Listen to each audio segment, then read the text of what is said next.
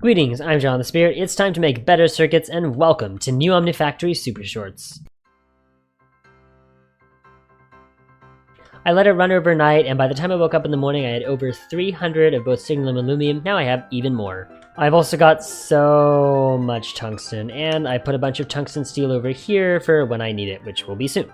Right now, some of that tungsten steel is going to make tungsten steel frames so that I can make in the assembler nanoprocessor mainframes so I can make the IV assembling machine. This is everything I need for 6 nanoprocessor arrays. Let's watch it go. As soon as I turn off the redstone signal. Here we go. And here's everything I need for 2 nanoprocessor mainframes. It's very slow. Making cobalt brass gears with the gearworking die is a lot faster than making them in the setup I have over there. I'm making an advanced cutting machine, just so you know. Boom, 2 nanoprocessor mainframes. This advanced electrolyzer will make us our phosphorus. This cluster mill will make us electrum foils. The advanced chemical reactor 2 will make us multi-layer fiber reinforced circuit boards. The EV chemical reactor will make us a qubit CPU wafer, and an EV electrolyzer, the radon. With the power of 2 tungsten cables and 8 tungsten steel plates, our first IV machine hull. 10 IV motors, 2 IV pistons, 2 conveyors, 2 robot arms, and an IV assembling machine. I would make an IV CEF, but I want to make quantum circuits first. So you know what that means. Luckily for now, I'm not using most of my EV amps that I can get from this when I get from this CEF. So this beautiful, beautiful IV assembling machine will go here. Because I have a death wish and really want to run all the circuit stuff on this one line, I am now going to make an HV line here. Why, you ask? Because I'm using level emitters. According to my friend's interpretation of the Applied Energistics 2 code, if you have even one level emitter in your network, you suddenly get a lag that has to do with the items that go in and out of your network and the number of types of items that you have in your network. So this lag scales up with the number of insertions and extractions per tick and the number of types of items you have. It is therefore in my interest to limit the number of items that actually have to be transferred through the AE system as much as possible. If I have to use semi-holy Ender-IO buses to do that, that's totally fine with me. I believe these much smaller buses, because they don't span the entire base, are still less laggy than the huge buses we had before, and right now I'm really not experiencing that much lag at all. We'll cluster mill electrum plates in this cluster mill, and we'll supply them with a semi interface. We needed a filter to do that, also extract always active. For phosphorus, we'll set up an MV electrolyzer right here. We'll actually turn it on its side so we can slap a level emitter directly on it using a machine controller. How nice! We'll filter phosphoric acid into this electrolyzer, which I've taken from this fluid interface down here. With this level emitter set to 128 phosphorus dust, this electrolyzer will start running. We'll extract on purple always active into this interface. We'll put it, I don't know, with the bismuth and tin. And now any phosphorus in here should go away. Unfortunately, you cannot make a closed loop of phosphorus dust this way. I was really hoping you could use phosphorus dust to get a bunch more phosphorus dust, but nope. Let's filter indium into this interface and give it a home with the phosphorus dust. And boom, it's all inserted very rapidly in.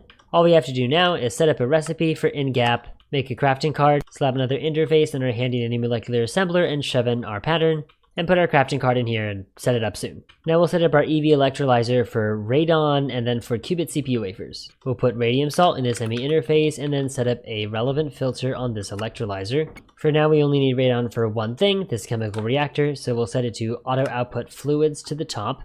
As you may recall, rock salt is filtered into this steel chest, so if I storage bus rock salt onto this steel chest, I can extract rock salt always active on the purple line, and it is now being electrolyzed. Nano CPU wafers are currently being automatically extracted. Now we will set up a limited item filter on this chemical reactor, accepting 1 nano CPU wafer. We'll craft InGap and give it a space in this steel chest, and then supply just 1 InGap using the crafting card. And now InGap should hopefully go into this chemical reactor in a moment. It really should. I have to set this to extract always active, and now this chemical reactor is running. Amazing! We'll set a filter on the black channel for the qubit CPU wafers, and then add a redstone upgrade, redstone input on black, slap a machine controller, working is disabled until I set this to redstone strength 8. We'll insert lubricant into this cutting machine. Yes, I have added lubricant to my AE system. Insert qubit CPU wafers and expect them to enter the cutting machine. Probably I should have used a limited item filter, but oh well. What's wrong with a little bit of backstuffing? I have just now determined why, for some reason, I had an EV cluster mill listed on my machines that I wanted to prepare for this episode. It's because it takes about 15 seconds to create electrum foils, and you need tons of electrum foils for the multi-layer fiber reinforced circuit boards, which you need tons of. This assembly machine may take 4 amps, but we could probably make the EV chemical reactor recipe for the multi-layer fiber reinforced circuit boards too. and it would probably be better than setting up a random HV line on this section that's almost done for, especially considering the crystal CPUs require none of these setup that I have here. Oh, I forgot to set up the level emitter for this cutting machine. Here's the drawer, 1 EV cluster mill and 1 EV chemical reactor. This limited item filter will have 16 electron foils. This chemical reactor will receive sulfuric acid, as always on the cyan channel. And since fiber reinforced circuit boards are already being supplied to this ME interface, we'll set up a limited item filter on the other side, which is just allowing fiber reinforced circuit boards in, and boom!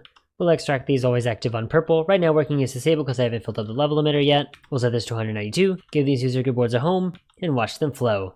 We now have qubit CPU, nano CPU, SMD transistors, SMD capacitors, multi-layer fiber reinforced circuit boards. All we're missing is the fine platinum wires. That's why Platinum Dust is about to get a new home in this storage bus.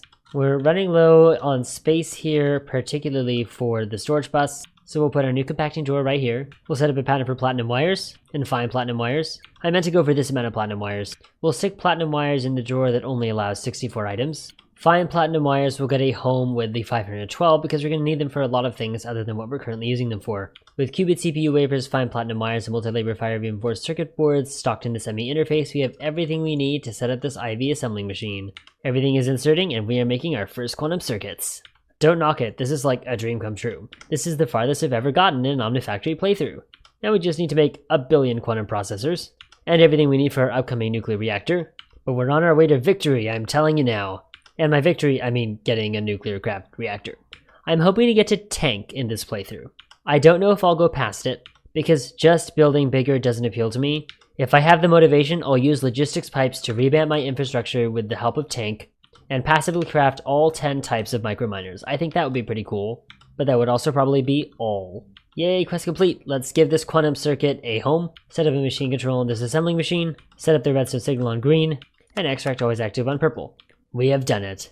Crystal circuits in the meanwhile are a good few miles away. To make the LUV assembler, you're going to need an assembly line.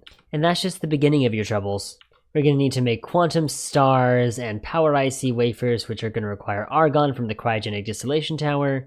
And to get the exquisite emeralds for the engraved crystal chips, we're going to need gemstone sensors, which require osmium. And osmium, although we can get it in small quantities from platinum group sludge, which is a horrible process, we can send signal-plated microminers instead. But that means we need to actually make signal-plated microminers, which means more argon. Tungsten carbide isn't too bad though. But like I said, that's not our next project. Our next project is to make that beefy nuclear craft reactor, which should make us 2 million RF per tick, which will power 61 IV amps and put us squarely in the world of IV, and even allow us to be able to create an IV ore processing system without too much worry. However, it is going to require like 35, 36, 38, 40 IV machines. Thankfully, however, they will only just use all the power I have in these signal and numismatic dynamos, but it'll be enough. Oh, it'll be enough. To get there, we might need to upgrade DML again to get a lot of cryothium. We'll also need to make like all those 40 IV machines, which is going to be a pain. And then there's this. But it should be fine. Hopefully I can repay you for this short episode by having a super long episode, or maybe it's going to be split up into multiple episodes, I don't know. In other news, I'm thinking of making Factorio Supershorts again. If you're seeing this message and I've already made them, oops, well now you know when I was thinking about it when I was making this episode, which was January 4th.